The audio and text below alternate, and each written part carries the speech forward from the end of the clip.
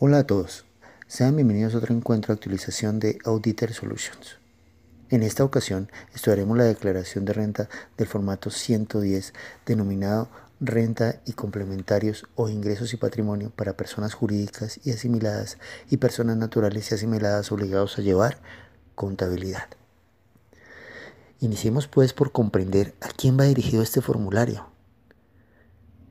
El impuesto de renta y su complementario de ganancia ocasional gravan las utilidades corrientes y no corrientes de personas naturales, jurídicas y sus asimiladas. Cabría preguntarnos cuáles son las asimiladas a jurídicas y cuáles son las asimiladas a naturales. Para efecto de personas jurídicas, encontramos que el artículo 12 del Estatuto Tributario define qué tipo de sociedades tributan renta y sobre qué bases. El artículo 12-1 define qué son sociedades y entidades nacionales para efectos tributarios. Siguiendo la misma línea, el artículo 13 nos muestra cuáles son las sociedades limitadas y sus asimiladas, y el artículo 14 nos muestra cuáles son las sociedades anónimas y sus asimiladas. Para el caso de personas naturales, la asimilación son las sucesiones ilíquidas que están sujetas al impuesto según el artículo 7 del Estatuto Tributario. En cuanto a la declaración de ingresos y patrimonio, debemos revisar la última reforma tributaria, Ley 1819 del 2016, que en su artículo 145 modificó el artículo 23 del Estatuto Tributario. Allí describe claramente cuáles son las entidades que están obligadas a presentar la declaración de ingresos y patrimonio. Para terminar, veamos quiénes están obligados a llevar contabilidad. Y para ello tenemos que revisar el artículo 19 del Código de Comercio, donde se describen las obligaciones de los comerciantes, y el artículo 50 del Código de Comercio, sumado al artículo 773 del Estatuto Tributario, los cuales nos hablan de la forma y los requisitos para llevar una contabilidad. Asimismo, el artículo 6 de la Ley 43 del 1990 nos manifiesta que la contabilidad debe llevarse bajo los principios de contabilidad generalmente aceptados en Colombia. Cabe aclarar que a partir del año 2016, los principios de contabilidad generalmente aceptados en Colombia son las normas internacionales de información financiera, más conocidas como NIF, para cualquiera de los tres grupos establecidos en la Ley 1314 del 2009. En base a lo anterior y teniendo en cuenta que la reforma tributaria hizo mucho énfasis en las normas internacionales, debemos revisar el artículo 137 de la Ley 1819, que adicionó el artículo 772 del Estatuto Tributario, el cual eliminó el libro tributario que estaba nombrado, que estaba creado en el decreto 2548 del 2014 en su artículo 4, dejando como única alternativa de control la conciliación fiscal o el control de diferencias. Lo anterior se debe tener en cuenta para elaborar este taller y todas las rentas que se presenten a partir del 2018. Por tanto, vamos a utilizar para efectos didácticos una herramienta emitida por la DIAN denominada Prevalidador de Relevancia Tributaria, más conocida como formato 1732, para poder visualizar cómo se debería llevar el control de diferencias de que trata el artículo 772-1. Cabe aclarar que el formato 1732 solo es obligatorio para personas naturales, jurídicas y asimiladas que cumplan los requisitos de la resolución que expide cada año la DIAN, los cuales son ser grandes contribuyentes, las personas naturales, jurídicas o asimiladas que tienen calidad de agencias aduaneras, y personas naturales o jurídicas o asimiladas que en los 2 últimos años anteriores hubieran tenido ingresos o patrimonios superiores a 45.000 VTs. Teniendo en cuenta lo anterior, iniciamos con este taller de renta de personas jurídicas formato 110. Sean bienvenidos.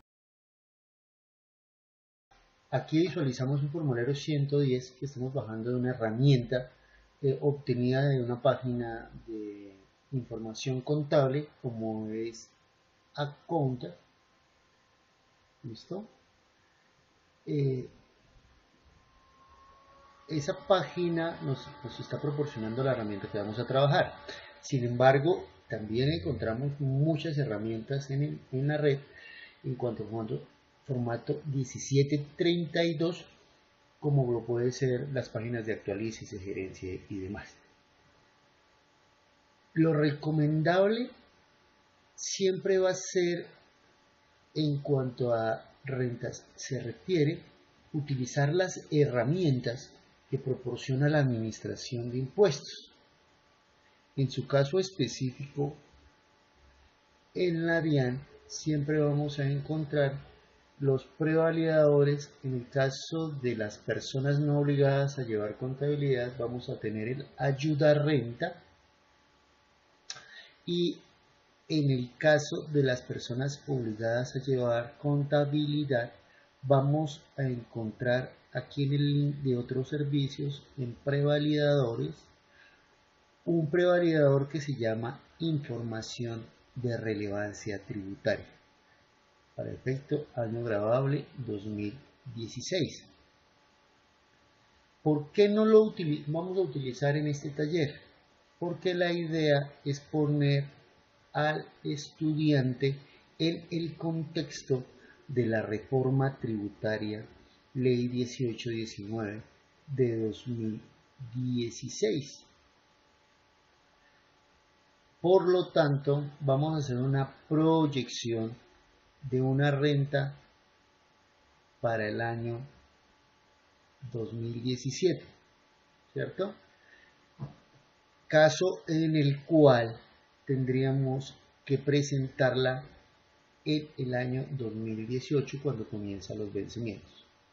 Se les recomienda que, si van a utilizar este tipo de herramientas, pues estén atentos cuando la DIAN publique los prevalidadores correspondientes, que para el otro año se va a llamar información de relevancia tributaria, y aquí donde dice 2016 cambiará por 2017.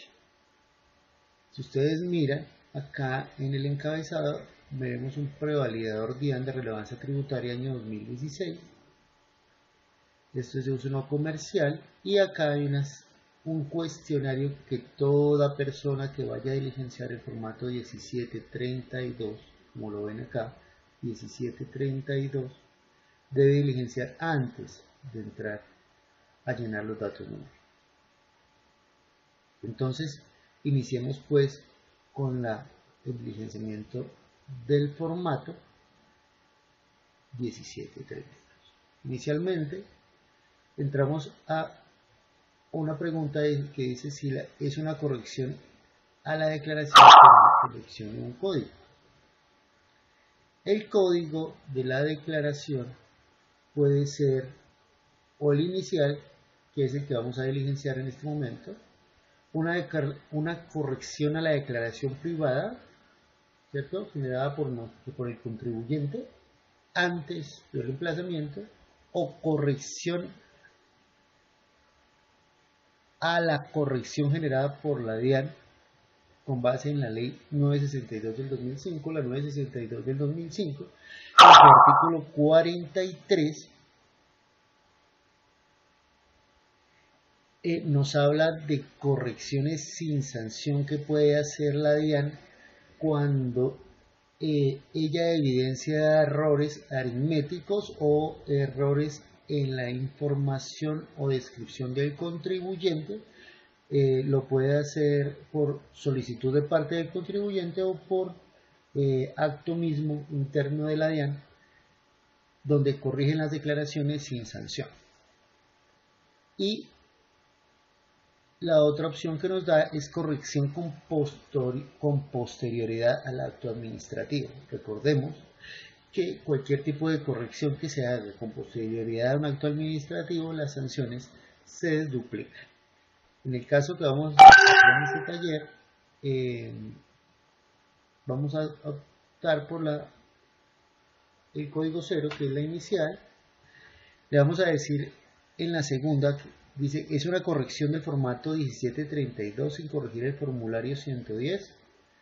Podemos entrar a corregir el formato 1732 en los casos de los obligados a diligenciarlo sin corregir el formulario 110. Sí lo podemos hacer, dado que en algún momento, después del diligenciamiento de dicho formato, podemos verificar que hay algún error, por ejemplo, de posicionamiento de la información dentro de los renglones. Es decir, pusimos un valor en un renglón que no era, entonces podemos entrar a corregir el formato 1732 sin necesidad de corregir el formulario definitivo. Vemos enseguida que hay un número de declaración de renta asociada. Ojo con esto, los prevalidadores de la DIAN siempre tienen estos cuadros que estoy rodeando con el mouse, donde son las guías de cómo se deben llenar los renglones. Por ejemplo, aquí dice, casilla numérica, no utilice puntos ni comas, longitud máxima de 15 caracteres. Cosas que tenemos que ver, por ejemplo, en este recuadro. Dice, número de declaración de renta asociada. Escriba el número de la declaración de renta que se asocia con el formato 1732. Ojo con esto, dice, únicamente para los casos en que por obligación legal deben presentar la declaración en forma litográfica. El artículo 7º del decreto 1791 del 2007. No sería el caso. Número de formulario anterior, aquí sí colocamos el número que aparece en la casilla 4. Obviamente, como esto es una plantilla, una herramienta, no aparece aquí ningún número, pero en el formulario, los números oficiales, en la casilla número 4 siempre aparece un número de 15 dígitos, que es el que debemos diligenciar en el 1732. También tenemos que revisar si es fracción de año o no. Ojo con esto, las empresas o personas naturales obligadas a llevar contabilidad, ¿cierto? Más que todo, en cuestión de personas naturales, sería sucesiones ilíquidas que se liquiden en este año 2017, pues harán o seleccionarán o pondrán la S de sí en la fracción de año, o para personas jurídicas que se liquiden en este año y que estén obligadas a llenar el formato 1732, colocarán sí, de lo contrario colocarán una N de no. Cantidad de nuevos empleados generados bajo la vigencia de la ley 1429 del 2010. Recordemos, ojo con esto, recordemos que la ley 1429 del 2010 nos trae un beneficio que es un descuento tributario, que lo encontramos de los artículos 10 al 13 de la ley 1429, donde nos dicen que por cada nuevo empleado vamos a tener un descuento tributario por el lado de los aportes a cajas de compensación y los puntos adicionales al FOSIGAT que tengamos con estos nuevos empleados de la ley 1429. Esto no fue derogado por la ley 1819 reforma tributaria. Lo que se derogó de la ley por la ley 1819 fue la parte de la progresividad en la renta, y no se derogó, se modificó la progresividad en la renta de las nuevas empresas creadas después de la ley 1429, y se derogó la parte de que estaban exentos de retención en la fuente y de renta presuntiva por 5 años. Eso fue lo único que se derogó de la ley 1429. De resto sigue vigente y podemos seguir con los beneficios de la ley del primer empleo. Nos está diciendo si es persona natural o si es persona jurídica. ¿Por qué es persona natural o persona jurídica? Para efectos de la tarifa que vamos a liquidar de impuesto en su correspondiente caso. O sea, recordémonos que si es persona natural, la tabla del impuesto será la que nos diga el artículo 241 del Estatuto Tributario. De lo contrario, vamos a manejar la tarifa que nos dice la ley 1819, que para el efecto para el año 2017, que vamos a presentar en el 2018, será del 34% e irá bajando progresivamente al 33% a partir del 2018. Es contribuyente del régimen tributario especial. ¿Por qué si es contribuyente del régimen tributario especial? Porque el régimen tributario especial también tiene una tarifa disminuida de impuesto de renta. Entonces tenemos que clasificarlo si es contribuyente o no es contribuyente del régimen tributario especial. Es contribuyente del tributario especial de los previstos en el numeral 4 del artículo 19. Estamos hablando del numeral 4 del artículo 19 que habla de las cajas de compensación, o si es entidad del sector financiero, que también tienen un tratamiento diferente en cuanto a renta. Aquí también habla de beneficios tributarios. Es empresa editorial y se acoge a beneficio del artículo 21 de la ley 98 del 93. O es sociedad extranjera o persona natural no residente que presta servicio de transporte entre lugares colombianos y extranjeros. Se encuentra obligado a utilizar sistemas especiales de valoración de inversiones.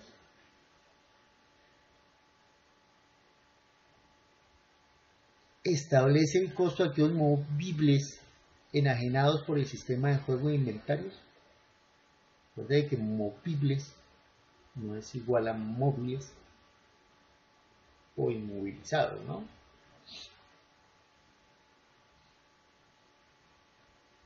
Movibles enajenados. Estamos hablando de que se pueden mover y que están para la venta.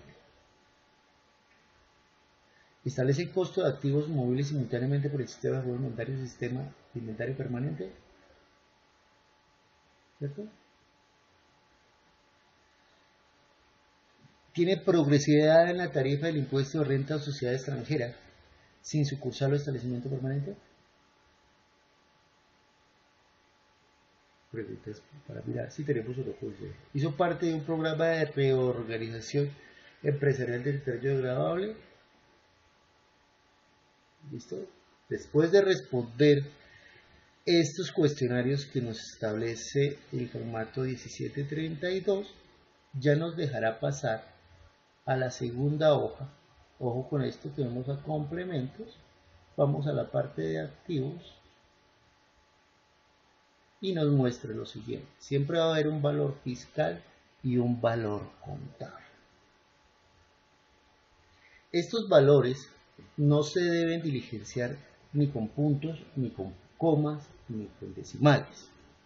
Se deben redondear al peso, no al 1000, sino al peso, y se deben comenzar a diligenciar siempre de derecha a izquierda, siempre partiendo del valor contable y llegando a un valor fiscal en su medio.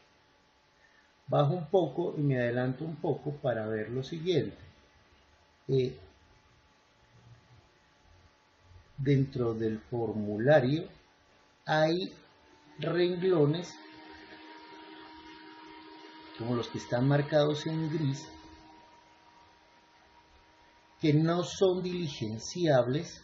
O sea, son diligenciables de pronto en su valor contable, pero no en su valor fiscal. Y más adelante también encontraremos que hay partidas como tal que tienen un valor fiscal y no contable. Entonces no son casillas diligenciables, que para el efecto de la herramienta los encontraremos en color verde, ¿cierto?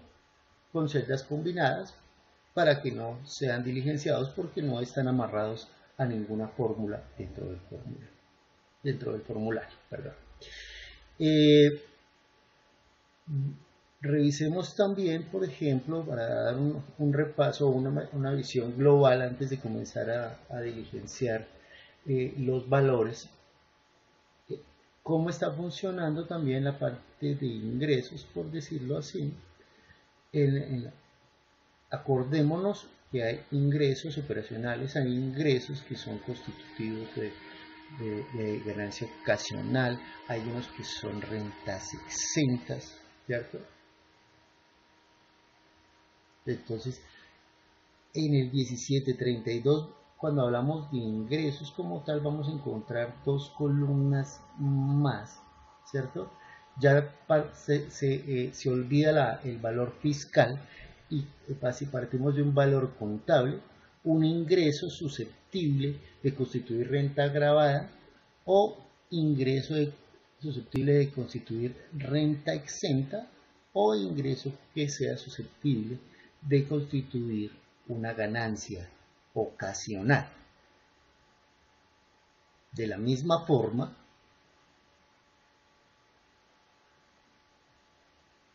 cuando entramos a la hoja de ingresos no operacionales, esperemos un momento que cargue el programa, también vamos a ver que ya se amplían un poco las columnas, encontrando de la siguiente forma los temas correspondientes. Dice, ingresos susceptibles de constituir renta gravada, un valor contable, ingresos susceptibles de constituir renta exenta, ingresos que no constituyen renta ni ganancia ocasional, ¿cierto? Entonces creamos una columna adicional, y ingresos susceptibles de constituir ganancias ocasionales. Entonces ahí ya comienza uno a visualizar dentro de la herramienta de la DIAN cómo opera los temas abordados. En cuestión de costos, vamos a revisar para darle algún recorrido al tema del manejo de la herramienta 1732. Cómo está estructurada la herramienta en cuanto a costos, gastos y euros. Aquí volvemos a la misma parte inicial que estábamos en activos, pasivos y patrimonio, donde partíamos de un valor contable y de un valor fiscal. Como les decía, hay valores, por ejemplo, de los costos que serían fiscales y no contables. Como veíamos en la primera hoja de activos, habían valores que eran contables y no eran aceptados fiscalmente. Aquí también vamos a ver que hay costos que serían fiscales y no contables.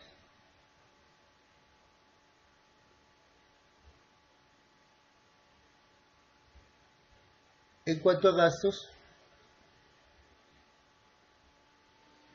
vamos a revisar cómo está la herramienta del 1732 y poder seguir dando como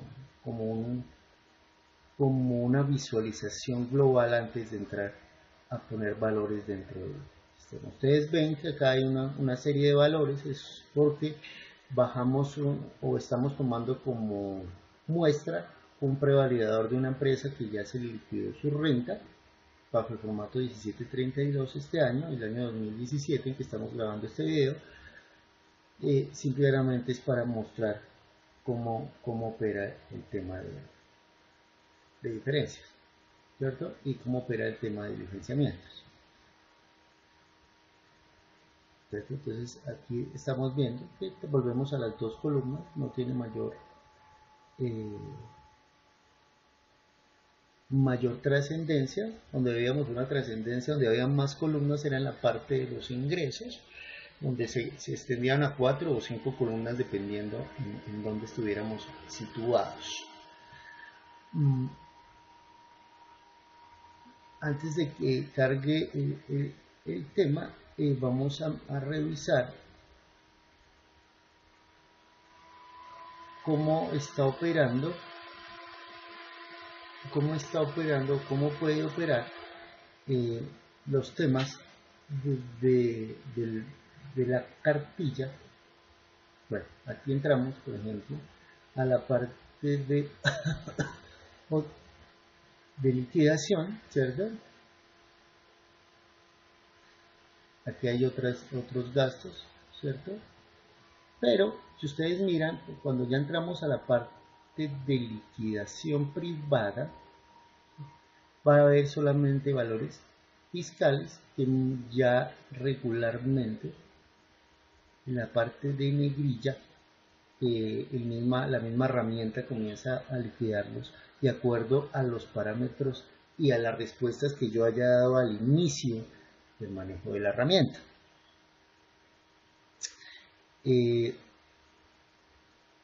Siempre va a ser un valor fiscal acá, ya le dejamos la parte contable.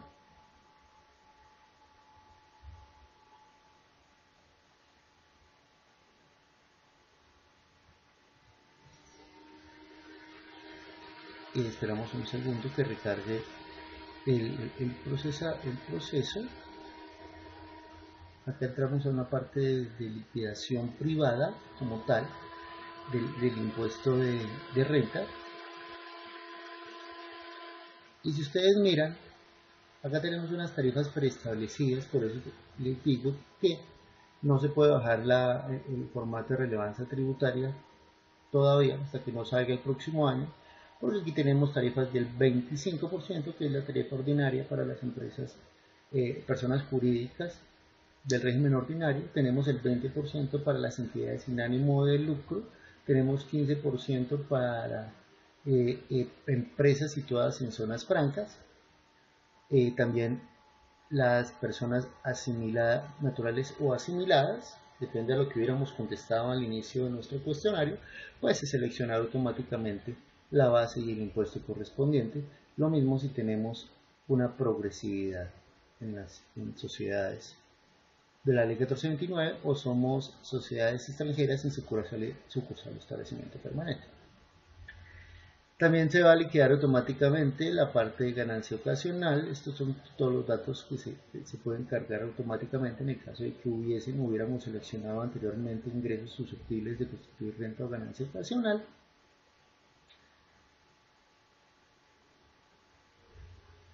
Y por último entramos a los datos informativos. Si ustedes ven ahí son 12 hojas, cada una con varias filas y columnas para hacer en algunos casos el licenciamiento manual y en otros casos pues automáticamente.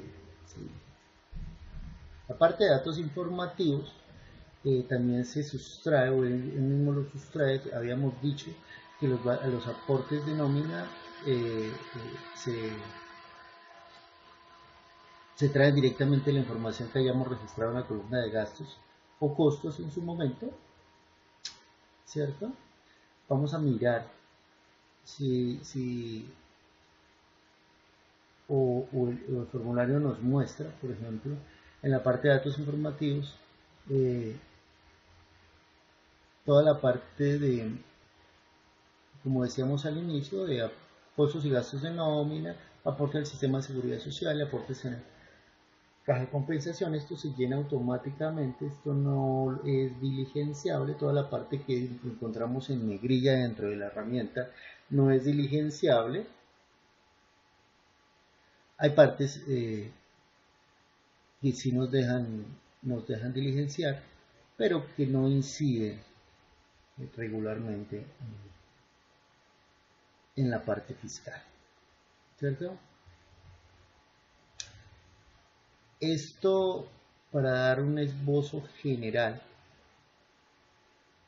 a cómo es el manejo de la herramienta de prevariador de relevancia tributaria formato 1732 que encontramos en la página de la DIAN. Iniciamos pues con el diligenciamiento de formato 1732. Este es el formato bajo la herramienta que les había comentado inicialmente.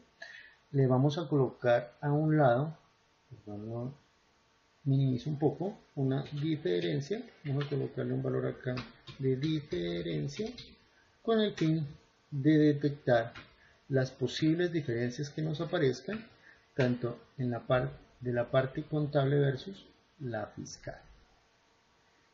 En la primera parte que tenemos, mira, vemos que tanto el valor contable como el fiscal no arrojan ninguna diferencia, estamos en el mismo valor.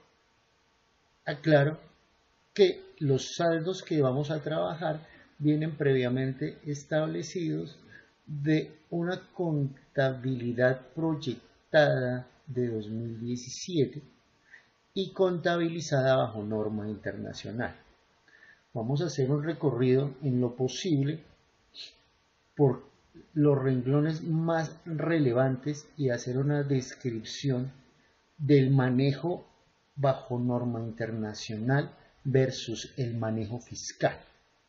Y podemos iniciar siguiendo en el mismo rubro de efectivo, bancos y cuentas de ahorro en moneda nacional y extranjera. Como les decía antes, no presenta ninguna diferencia. Sin embargo, hay que anotar que cuando hablamos de valor fiscal, debemos tomar en cuanto a cuentas de ahorro y cuentas corrientes, se refiere el valor que nos presenten los extractos bancarios a 31 de diciembre del año fiscal. ¿Dónde encontramos eso? Lo encontramos en el artículo 268 cuando hablamos de saldos de bancos en moneda nacional y en el artículo 269 del Estatuto Tributario, modificado por el artículo 116 de la nueva reforma tributaria, cuando hablamos de saldos en bancos en moneda extranjera.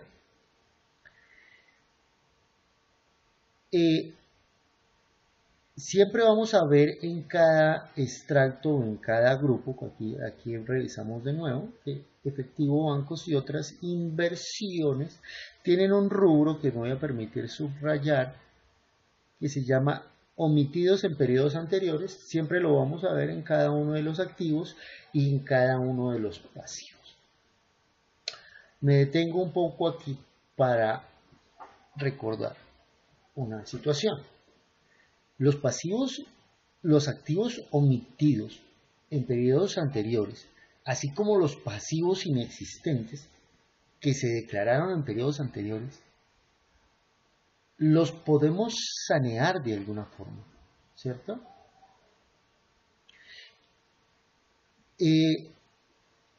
Pues según el artículo 41 de la ley 1739, utiliza el formulario 440 que corresponde al impuesto a la riqueza, podemos liquidar en ese mismo formato el impuesto de normalización tributaria.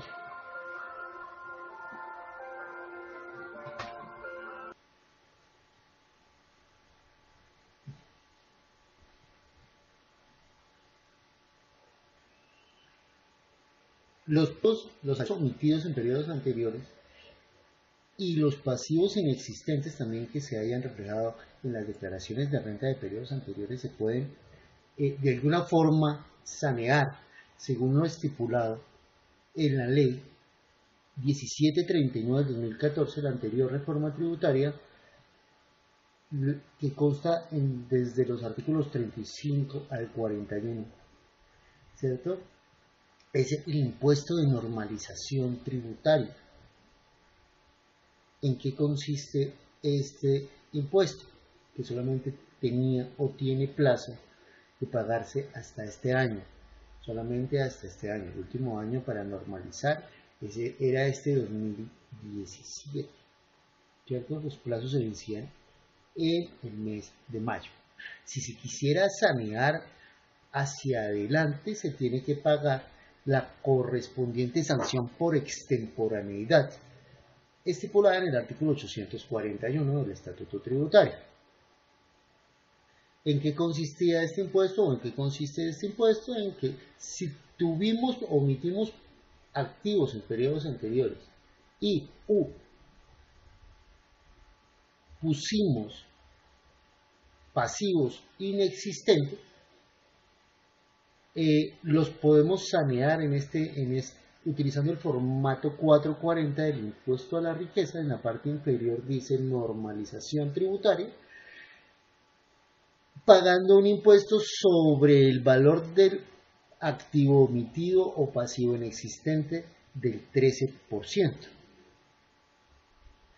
La ventaja que nos dio esa reforma tributaria ley 1739 del 2014 era, o es todavía, que si normalizamos activos o pasivos, esa normalización no va a generar hacia adelante renta por comparación patrimonial y tampoco será sujeta a posibles revisiones y sanciones fiscales.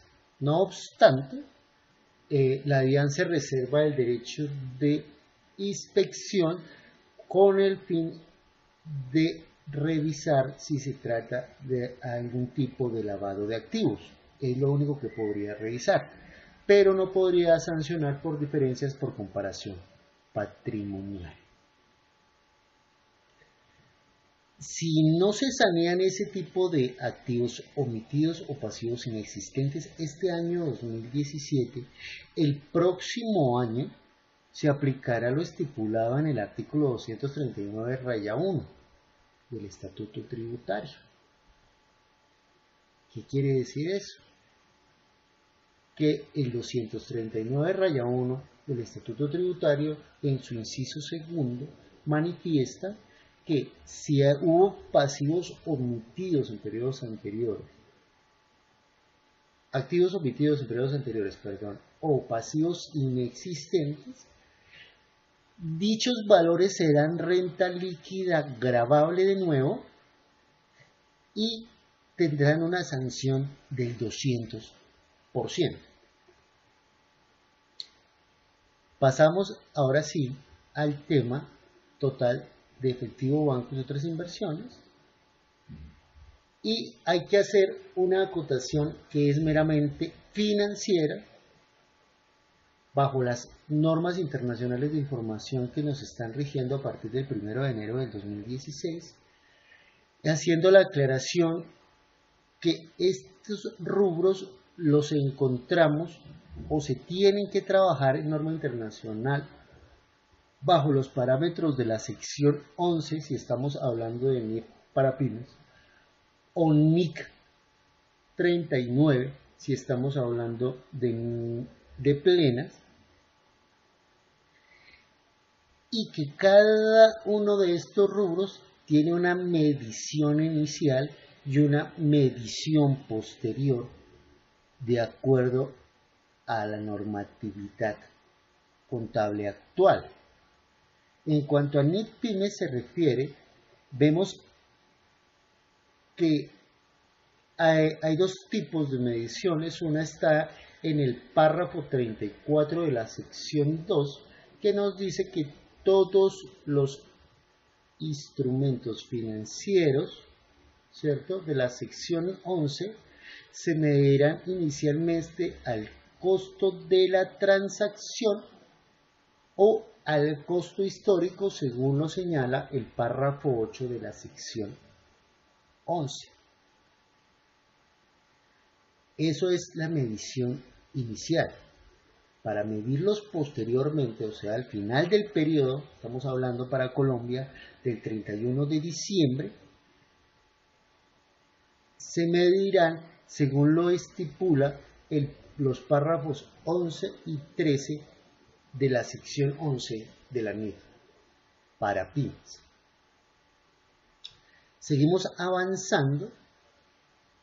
La parte de acciones, provisiones, acciones ubicadas en el exterior, acciones de aporte en países con los cuales Colombia tiene convenios de doble tributación y demás, los vamos a encontrar, ¿cierto?, en financieramente hablando, en la sección 12 de la NIC para pymes, ¿cierto?, o la NIC 39 o NIC 9 para el caso de las plenas.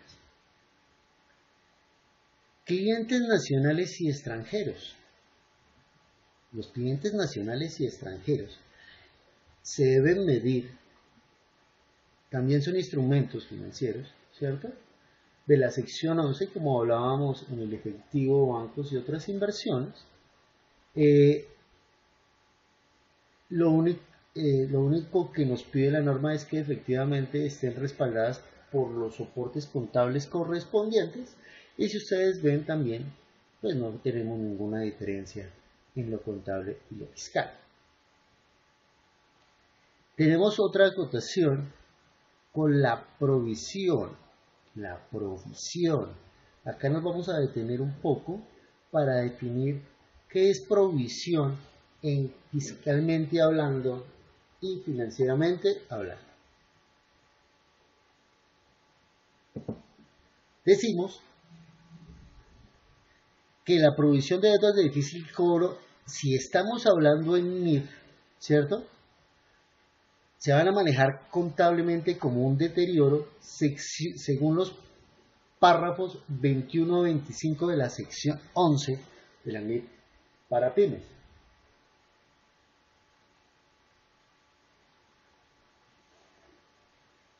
En la parte fiscal debemos revisar, para efectos de la provisión, los artículos 145, que fue modificado por el artículo 87 de la ley 1819 y el artículo 146 del estatuto, ¿cierto?, que nos hablan de las provisiones y los deterioros, porque ya la misma ley está hablando no de provisiones sino de deterioros,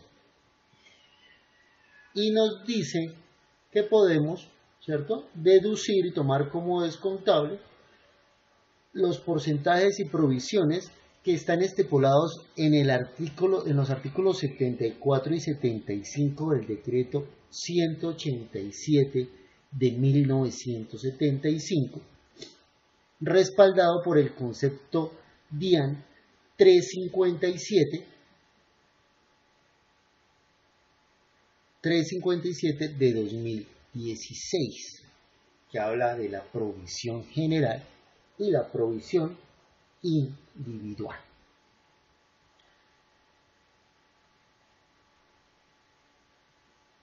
Todas las cuentas por cobrar de los renglones 112 a 119 las regula el artículo 270 del Estatuto Tributario.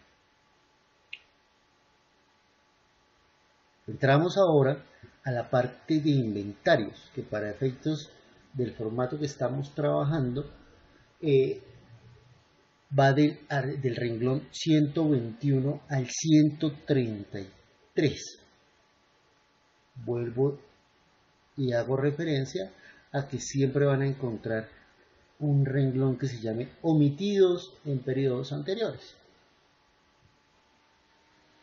Y aquí entramos a hablar de un tema que financieramente lo encontramos en la sección 13 de la NIC para pymes y la NIC 2 empresas. Cuando estamos hablando de inventarios de industrias productivas, vamos a encontrar el manejo de estos inventarios en el párrafo 8 de la sección 13. En cuanto a mercancías no fabricadas por la empresa, revisamos que el artículo 59 del Estatuto Tributario fue modificado por el artículo 39 de la Ley 1819, numeral 1, literal B, ¿cierto?, para efectos de la NIF.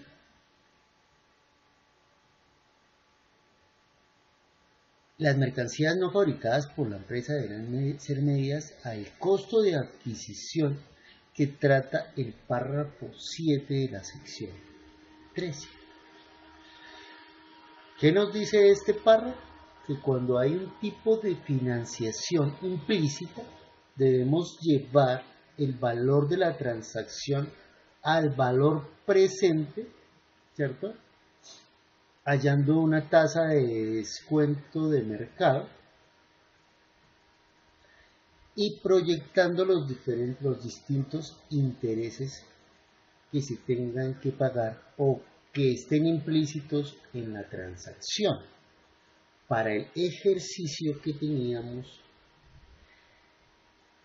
estructurado, decíamos que esa transacción, había una transacción que se había hecho con un plazo más allá del normal, decíamos que eran 120 días,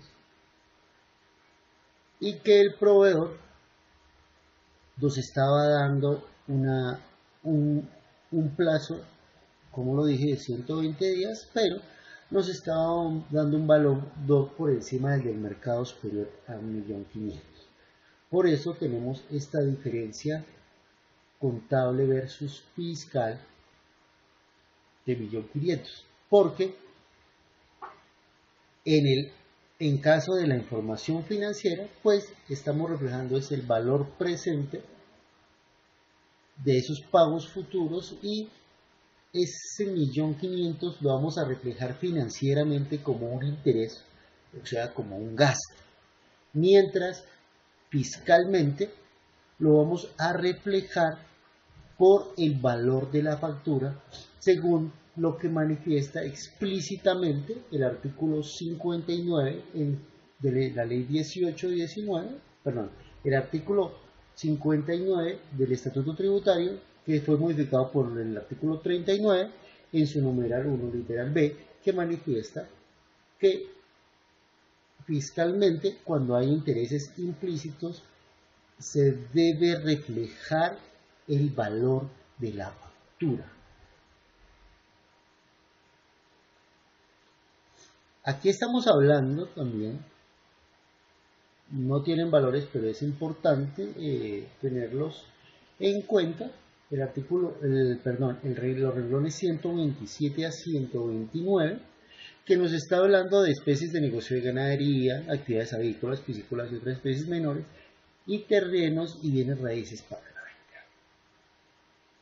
En las dos primeras partes vamos a encontrar, ¿cierto?, en lo que es especies de negocio de ganadería y actividades avícolas piscícolas, lo vamos a encontrar en la norma internacional, en la sección 34, el párrafo 6, en cuanto a pymes se refiere, o en la NIC 41 de las plenas, que nos están hablando de activos biológicos. Ahí es donde también vemos incidencia de la reforma tributaria, dado que también modificó artículos del Estatuto Tributario que hablaban del negocio de ganadería y los nombró como activos biológicos de la misma forma.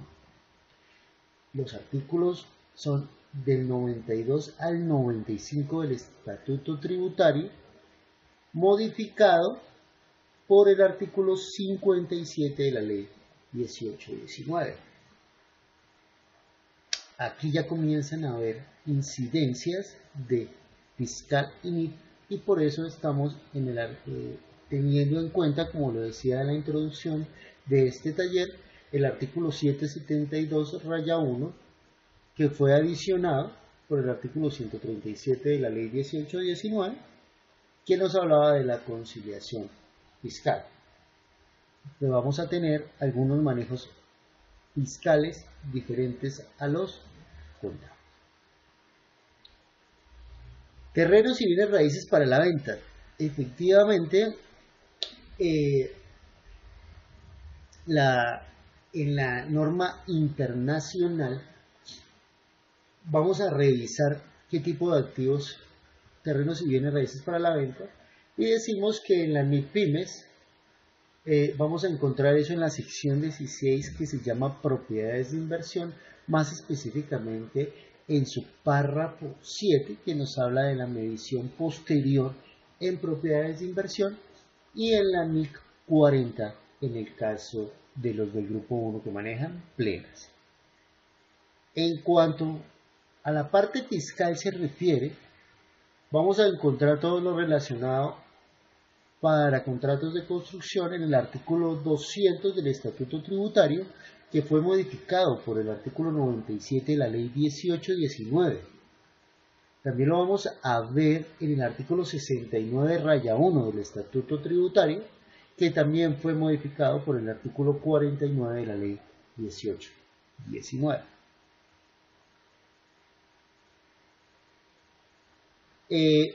La provisión por disminución de inventarios nos está hablando, también tuvo incidencias con la reforma tributaria.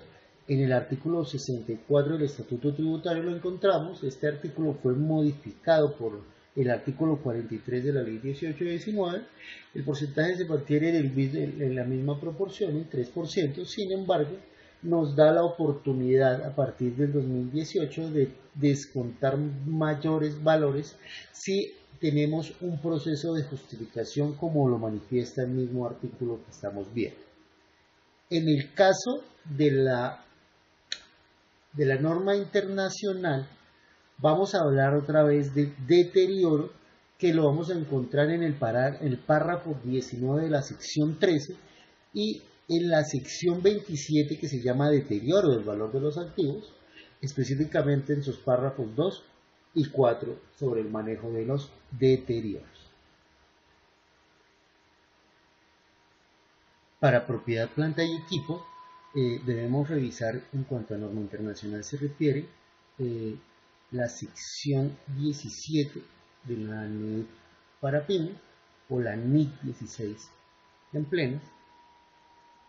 Fiscalmente hablando, tendremos que revisar el artículo 67, que habla de los activos inmovilizados, y el artículo 69 del Estatuto Tributario, que habla del costo de la propiedad, planta y equipo y los activos de inversión. Estos artículos fueron modificados en su orden por el artículo 47 de la Ley 1819 y el artículo 48 de la Ley 1819. Para efectos de depreciación tendremos que revisar también los párrafos 16 al 23 de la sección 17, y para efectos fiscales tendremos que revisar el artículo 82, que modificó el artículo 137 del Estatuto Tributario, ampliando la descripción de activos y obviamente también ampliando las vías útiles correspondientes. Hay que tener en cuenta que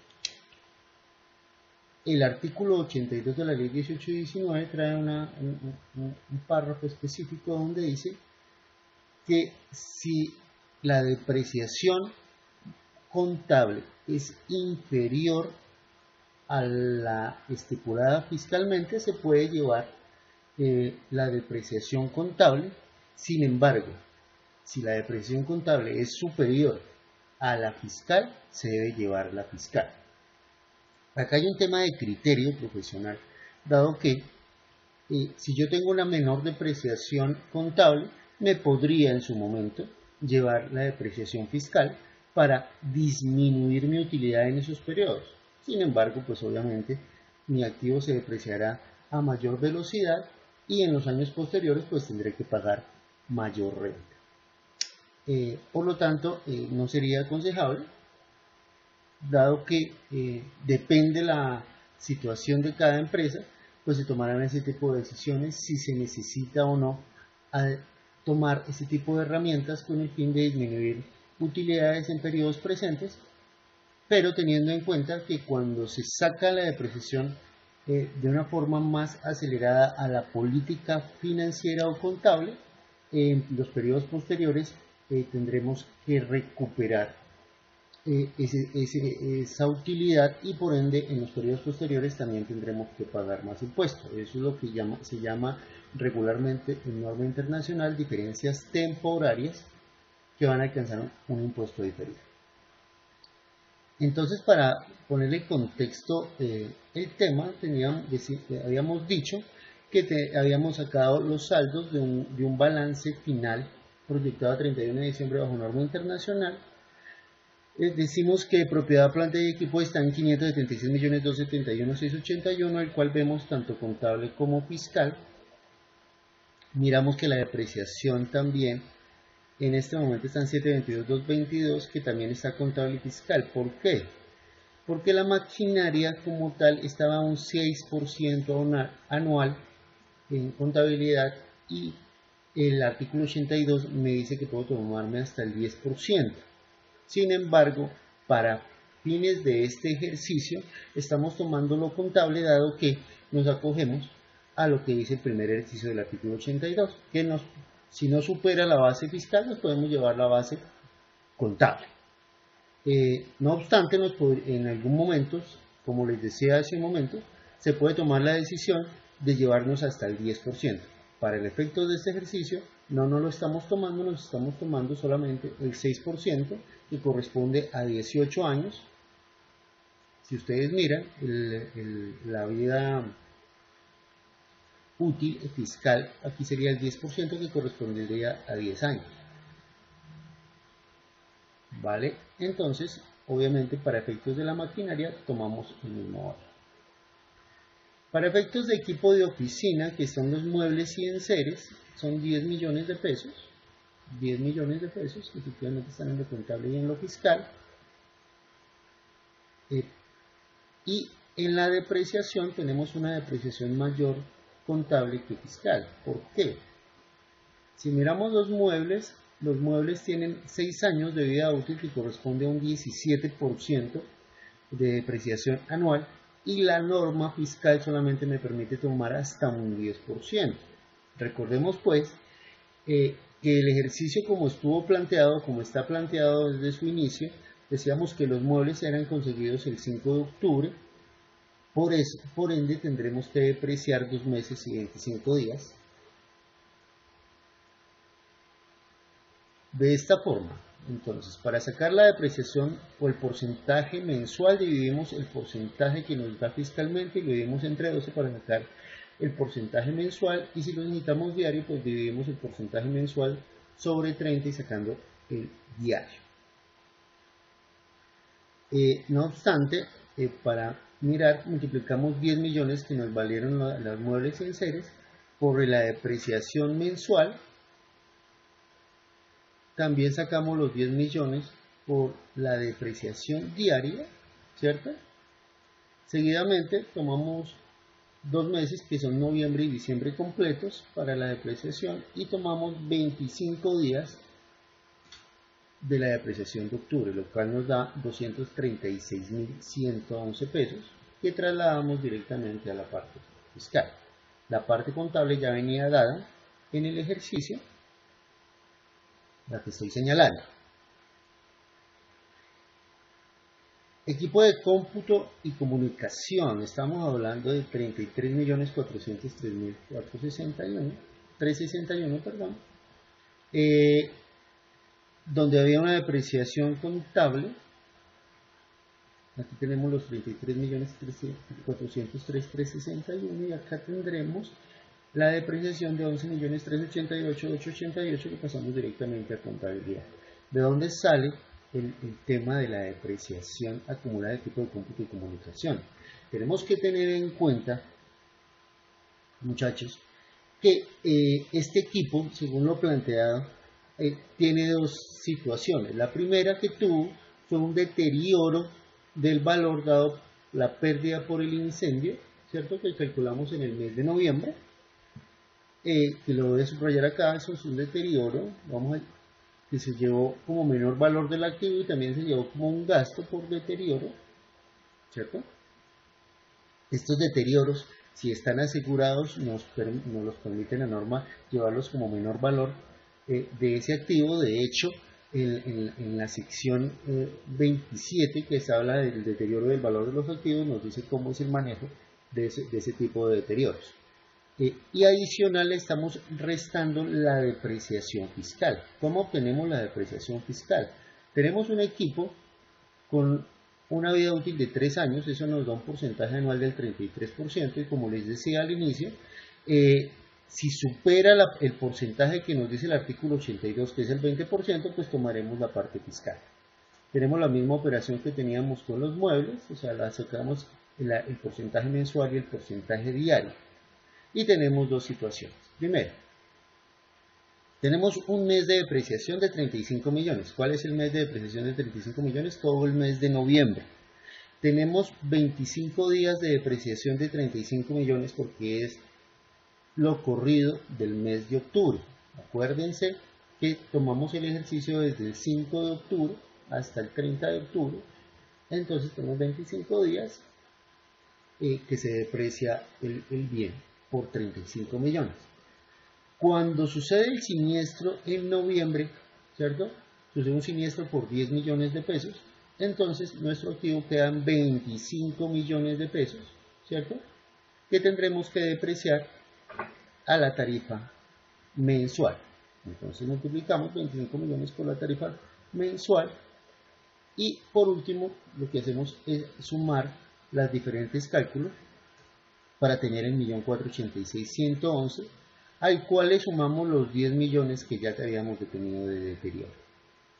Por ende nos da un valor fiscal de 11.486.111 contra 11.388.888 en la parte contable. Con los vehículos tenemos lo mismo, tenemos 200 millones que los vemos acá en la parte inicial, acá 200 millones de flota de equipo de transporte y tenemos una depreciación de flota de equipo de transporte de 8.333.334, que es el que vemos acá. Sin embargo, para sacar la depreciación fiscal, ¿qué se hizo? Ojo, porque contablemente lo hicimos por componentes. Fiscalmente lo vamos a hacer por unidad. Entonces, ¿qué dice? Lo vamos a hacer por unidad, entonces la vida útil del vehículo general era de 6 millones, o sea, la carrocería, que era lo que teníamos por mayor valor, lo estábamos haciendo a un nivel de 6 años. Eso nos da un 17% anual y la norma solamente nos permite un 10%.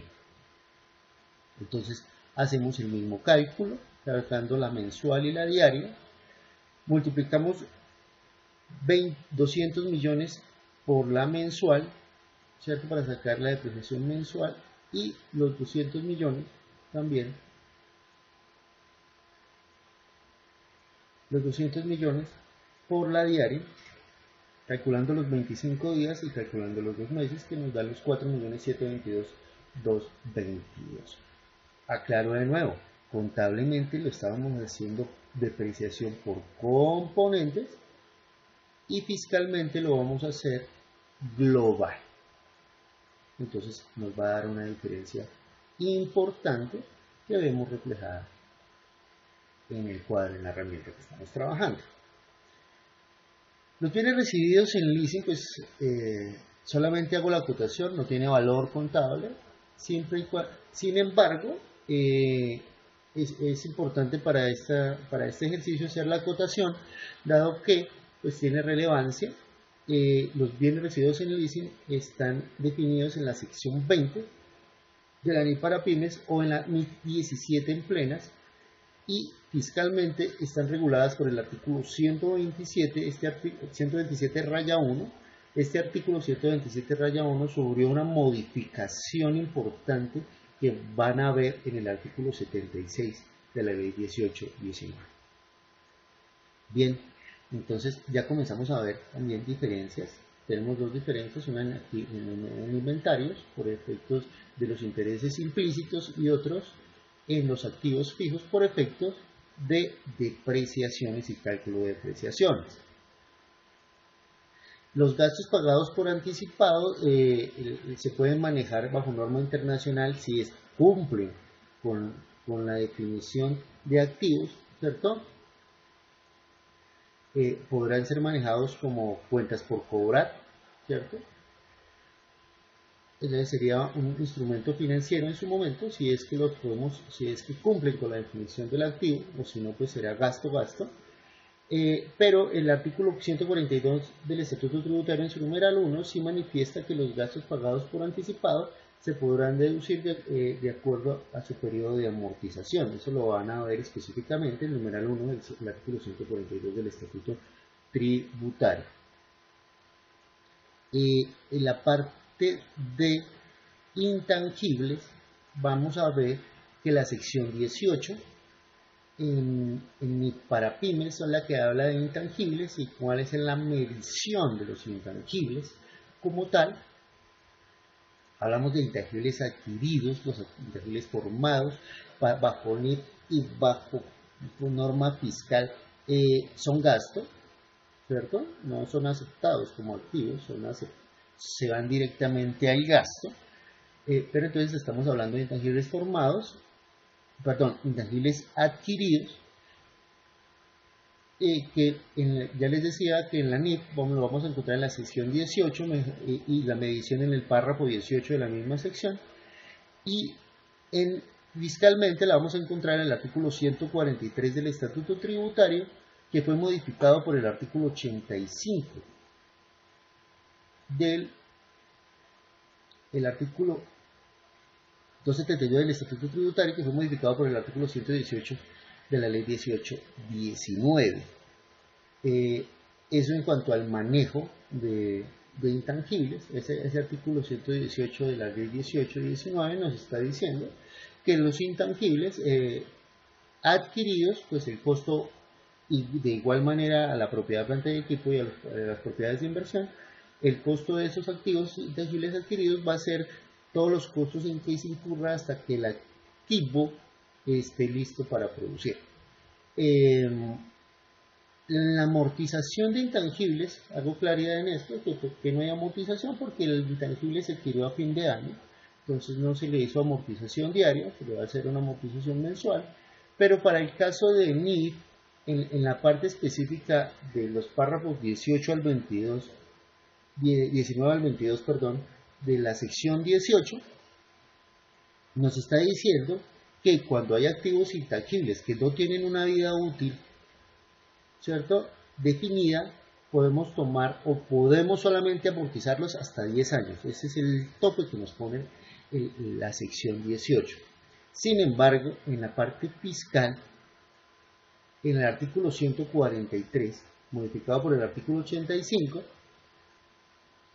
nos está diciendo que solamente para la amortización de intangibles podemos tomarnos hasta 5 años, o sea, el 20%.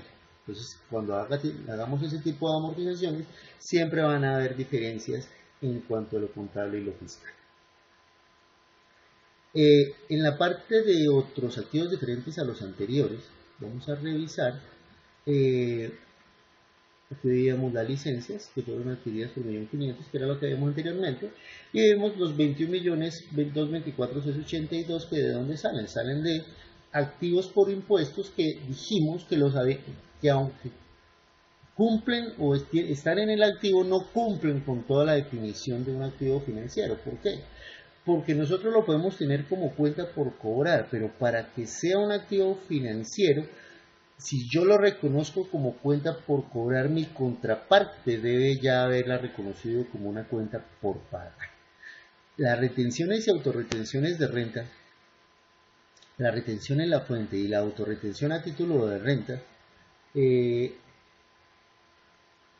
al ser un anticipo, ¿cierto?, no necesariamente la DIAN reconoce la cuenta por pagar. La cuenta por pagar la reconocerá la DIAN previa solicitud del contribuyente de los saldos a favor que se puedan tener por efecto de estas retenciones y autorretenciones, y previo cumplimiento de la revisión de la documentación que el contribuyente aporta a la DIAN para que haga la devolución respectiva. Antes, la DIAN no va a reconocer ninguna cuenta por pagar, por ende, esas cuentas, aunque son del activo, ¿cierto?, no están reconocidas como activos financieros y van en otros activos, ¿cierto?, por impuestos. Entonces se van a reconocer otros activos diferentes a los anteriores, y la medición financiera de esto va a ir de acuerdo a el párrafo 34 de la sección 2, que nos está hablando del costo amortizado. No podemos hablar de un valor razonable porque pues obviamente esas deudas no salen al mercado ni se pueden negociar. Entonces estamos hablando de un costo histórico o costo histórico amortizado. Pues bien, aquí ya tenemos el total de otros activos que no tiene diferencia, y ya totalizamos el total de patrimonio bruto, y como se ha explicado muchas veces, el patrimonio bruto fiscalmente corresponde o se asimila al total del activo en la parte financiera, a diferencia del total activo o total patrimonio bruto contable versus fiscal de 5.055.552. Hasta aquí la herramienta en cuanto a activos se refiere. En los próximos videos vamos a ver el tratamiento del pasivo y patrimonio. Muchas gracias.